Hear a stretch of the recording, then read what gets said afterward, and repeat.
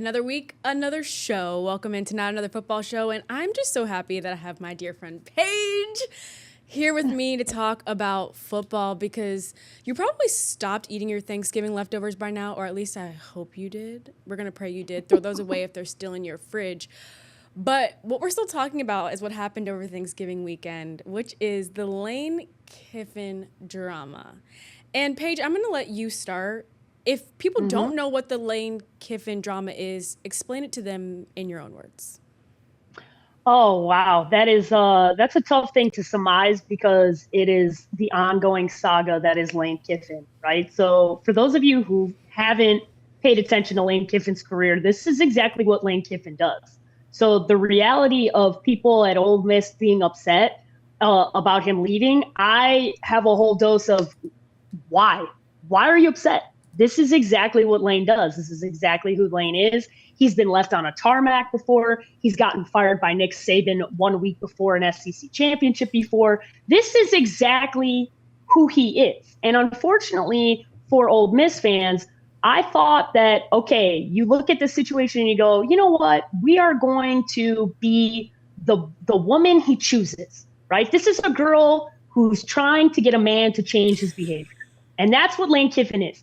I'm going to get this man to wife me up and treat me differently. And the reality is it ain't going to happen. It's the same advice I give to my girlfriends. It's the advice I'm going to give to Ole Miss fans. Don't expect to change a man.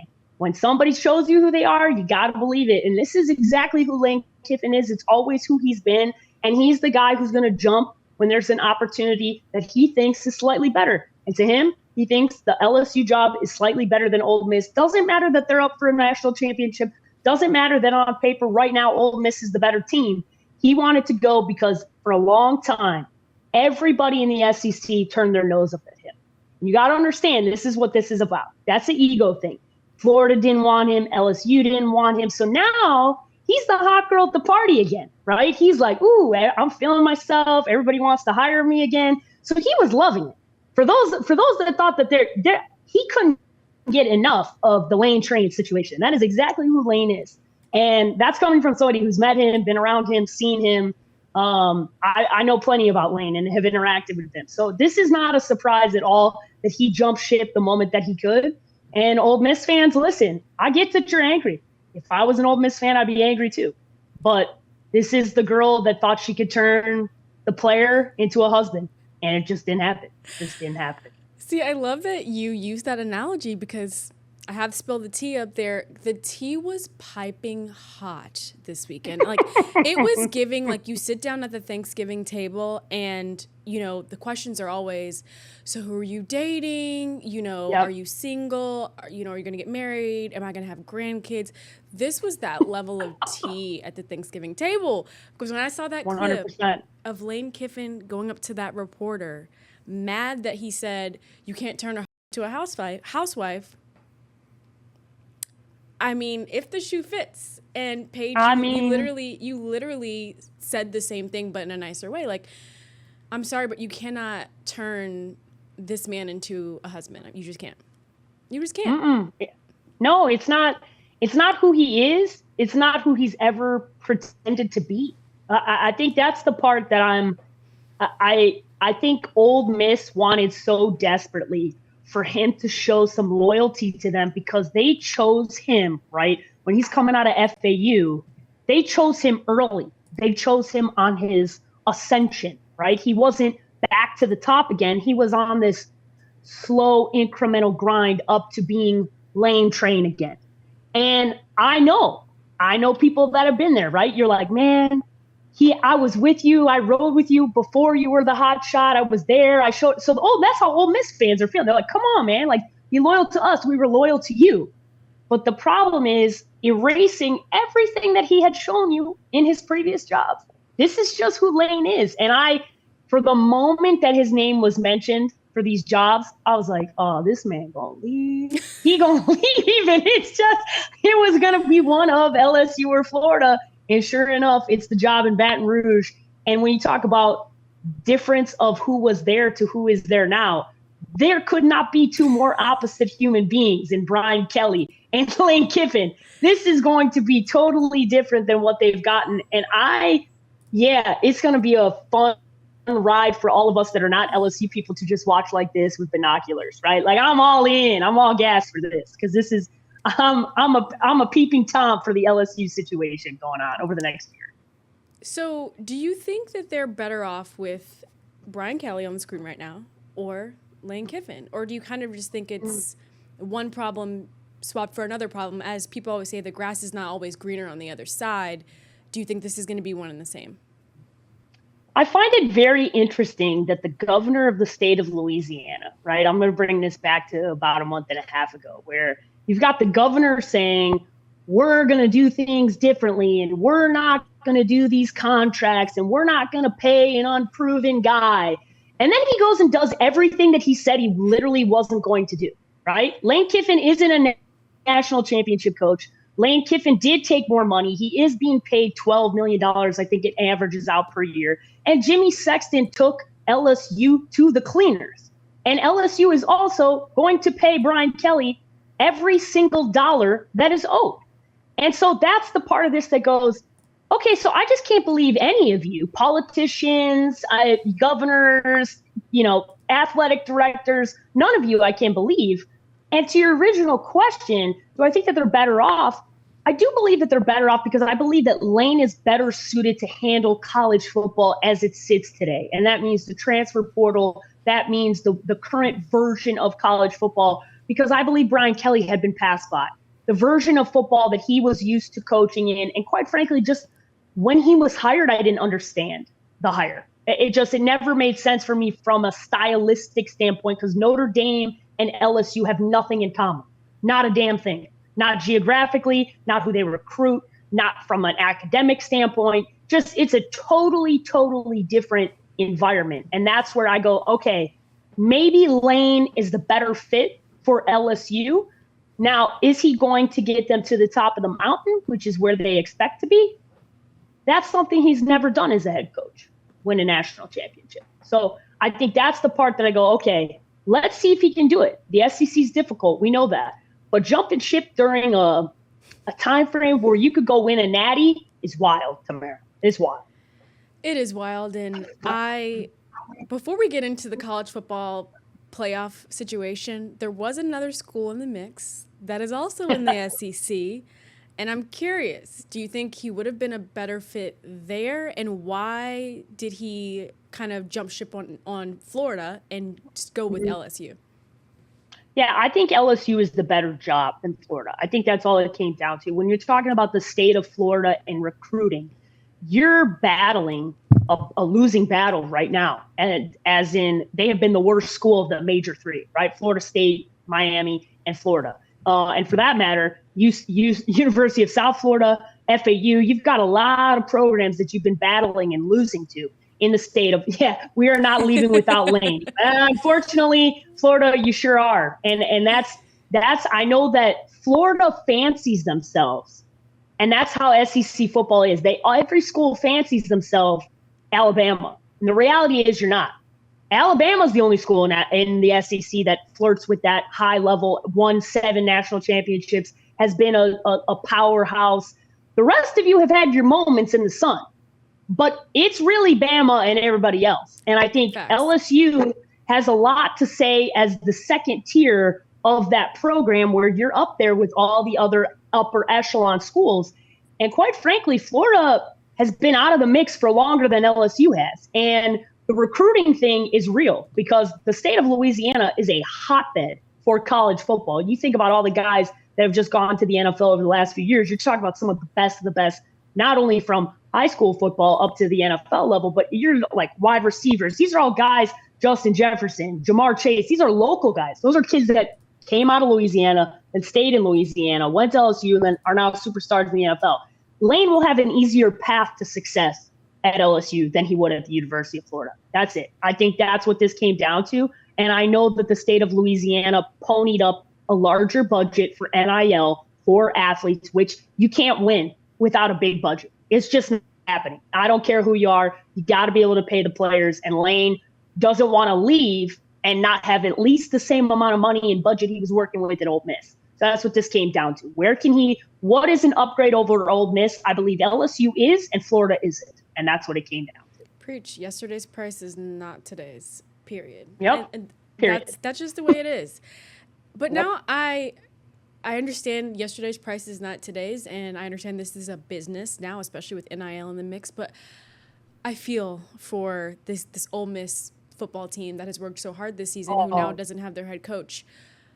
Do you think that he should have been allowed to still coach them for the rest of the season? So here's the thing. I feel as an empathetic human being, it is impossible because the people that got screwed here are the kids. And it's very much not fair. But gentlemen, let me explain something to you about life.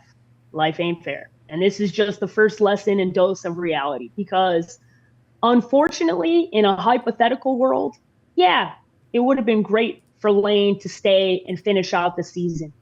But he left for a competitor. He left for an SEC team. It's just not happening. Like that's just not. I understand that on paper, it seems like, yeah, he should have been able to do that. But when you talk about the reality of the situation, that's not possible. You can't let them go through the recruiting time frame, the national signing day, the transfer portal time frame. They just can't. They can't do that if Lane was going to agree to do this. So the only option was getting through this time frame, holding LSU off and saying, listen, I'll come be your coach, but I'm not coming until after the fact. And LSU wasn't going to do that. And that's because of all the reasons I just listed out. The problem here lies with the NCAA and college football. The rules need to change. The calendar needs to change. The adjustments need to be made because everybody thought that everything that was being done helped the players. Please explain to me how this helps the players. The players it's just a new version of the players getting screwed. And I am like you, Tamara, feel absolutely awful for the young men that have dedicated themselves to playing for Lane. I know that the team voted to let Lane stay and coach the team, which really sucks that they were in that position and then just weren't listened to. But guys, it doesn't change. Carolina Panthers a couple of years ago went to the owner and said, please, can we keep our coach? And they went, yeah, that's nice. Thanks. Moving right along. It's unfortunate, but the reality is the big shots call the shots. The ones writing the checks are the people in charge. And it's just hypothetically, yeah. But when you leave for a competitor down the road, yeah, it ain't going to happen. It just wasn't going to happen. So you gave your thoughts on whether he should coach in the college football playoffs. Now, if you're the college football playoffs, you have a decision to make. And this is kind of similar to what happened with Florida State when Jordan Travis got hurt in November of 2023. They were set to go to the college football playoffs, but unfortunately weren't able to go because they lost their quarterback. And the committee thought that they were no longer the same team without him, which obviously they weren't. Yep. Now, obviously not losing their quarterback, but losing their head coach. If you're the committee, do you still put Ole Miss in the mix, or do you drop them back in the rankings and not allow them to go? I don't think that there's a way that the college football playoff can leave this team out of the top 12. And I think we're lucky now that with the extended amount of teams that are going to be playing in the playoff, right? We've got 12 teams. Ole Miss is one of the best 12 teams, with or without Lane Kiffin. And I understand the committee's being put in a tough spot, but this is not a player that's out there making plays. This is a coach. And these guys have earned the right to play there. They're all healthy. They're all going to be prepared. They're going to run the same plays. They're not suiting up against LSU, so they don't have to change anything schematically and worry about Lane Kiffin and competitive advantage down in Louisiana, because LSU's far from sniffing the college football playoff as of right now. And so these guys, they're already being hurt by what Lane Kiffin did. If you let them out of the college football playoff, one, there's not 11 teams that are better than them. And two, this would be a total screw job by the NCAA. And I hesitate to say that they won't do it because I've seen them do very stupid things. So I beg of you, college football playoff, do not do the wrong thing by leaving them out, because that would be a travesty to not let these kids try and win out after all this, because you never know. Lots of times when things happen, when travesty happens, when adversity happens, football teams galvanize. They rally around each other and they play for each other at a higher level. Don't be surprised if Ole Miss plays just fine without Lane Kiffin. Oh, from your mouth to their ears, please be true. Because I enjoyed. First of all, I love rivalry. I struggle to say that word. Rivalry. I love that weekend, and I enjoyed watching Ole Miss play in the Egg Bowl against Mississippi State. And so, I would love the opportunity, obviously, to watch them in the college football playoffs. I'm sure many people would. I'm not even an Ole Miss fan, and I enjoyed watching it. So, from your mouth to the committee's ears. We have got more coming on this show. We have to take a quick break, and then we'll be back with the domino that actually started all this whole college football carousel talk. We're back with more on Not Another Football Show. I actually didn't even let Paige introduce herself because we got right into talking about everything. So, Paige, before we jump into our next segment, actually, who are you? And I know who you are, obviously, but who are you? Let the people know, and we're going to get back into talking about more football. Yeah, I will not bore the people too much with a big introduction about myself. You guys can find me on _sports page on all social media platforms. I'm the CEO of the Draft Network, and I host a show about college football in the NFL called The Draft Club, where we interview some of the top college football prospects that are going to go to the NFL, and then we talk about all things college football in the NFL. So check out thedraftnetwork.com. That's the CEO. I'm the CEO of the company, and then I'm the co-host of the Draft Club. So that's how you can find me. And my girl, Tamara, I've been blessed to be around for a lot of years, and she's been a host for us over at the Draft Network. So I'm happy to be here joining her show while I watch her thrive on Not Another Football Show. Thank you, Paige. And Paige knows her stuff. So she gave you her platforms, where to follow her work. Follow her. She knows her stuff. If you can't tell by now by watching this show, she knows what she's talking about. And if I had a wrist on my arm, which I don't have my watch on today, if I had a watch on my wrist, but I don't today, we got time. Therefore, we're going to go back to where this college football coaching drama started. It didn't start at the Thanksgiving table, which I know I said it did.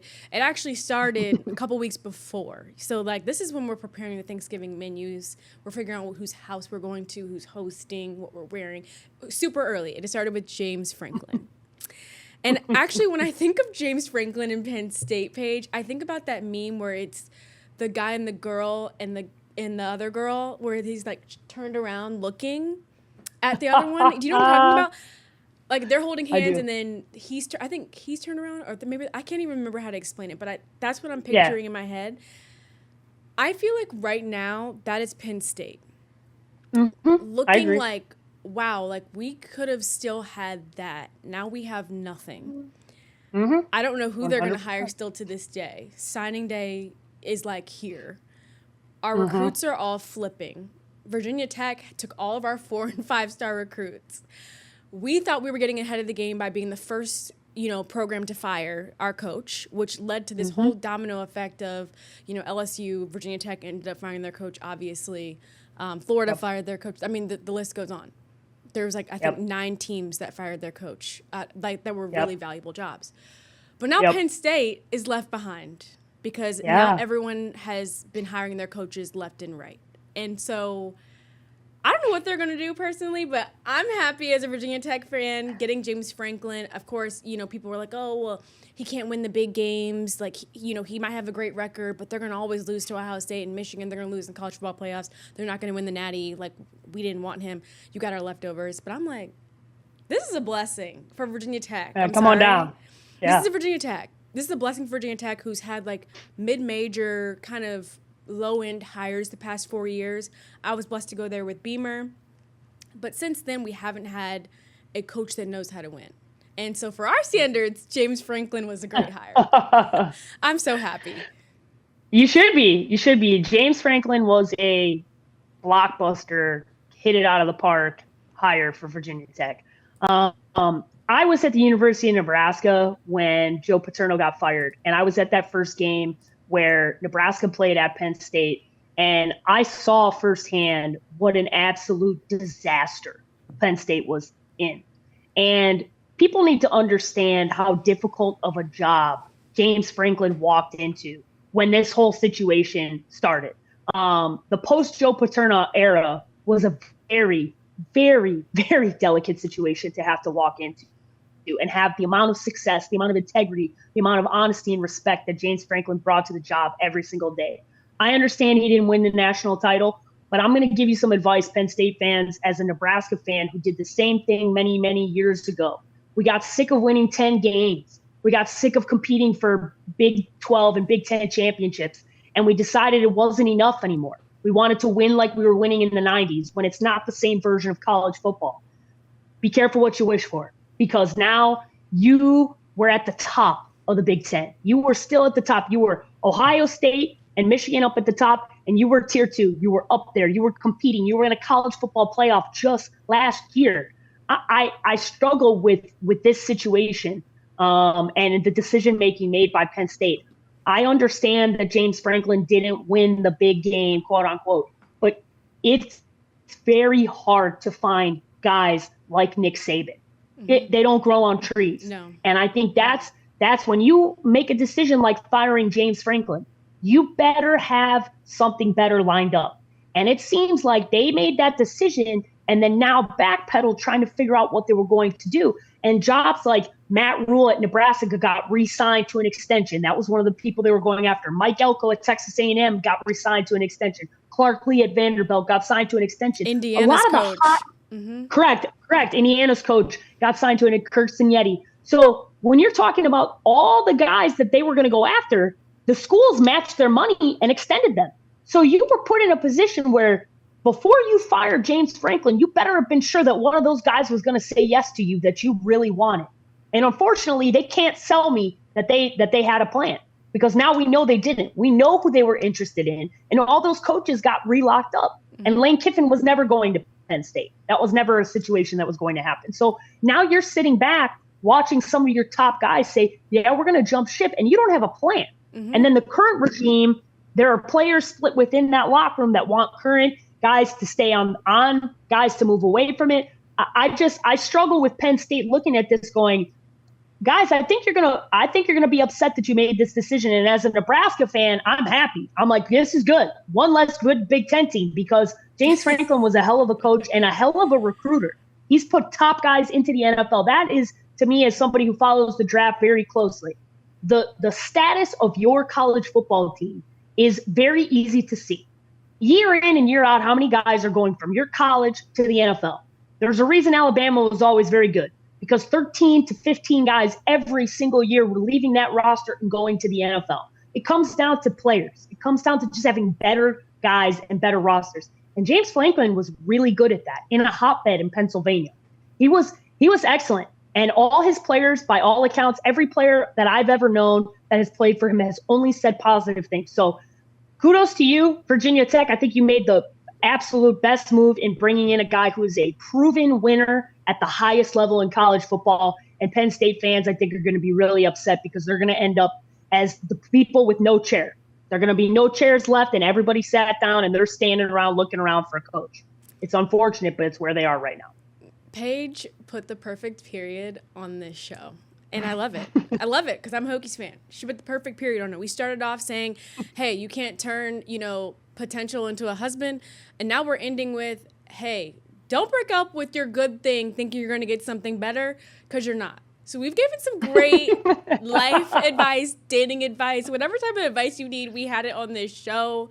I'm sorry if you're a Penn State fan. I am sorry if you're an Ole Miss fan. Hopefully you're maybe an LSU fan or Virginia Tech fan and watching this. Paige, thank you so much for your insight today, your energy today. I love your personality. I love your knowledge. I love having you on a show, being on a show with you. I just love it. And so thank you so much for being on. Thank you so much for having me, and good luck to your team, man. I'd be happy if I was a Virginia Tech. Thank you so much. And viewers, thank you again for tuning in for another episode. We'll be back next week with another edition of Not Another Football Show. Take care. And like I said at the top, throw away those Thanksgiving leftovers.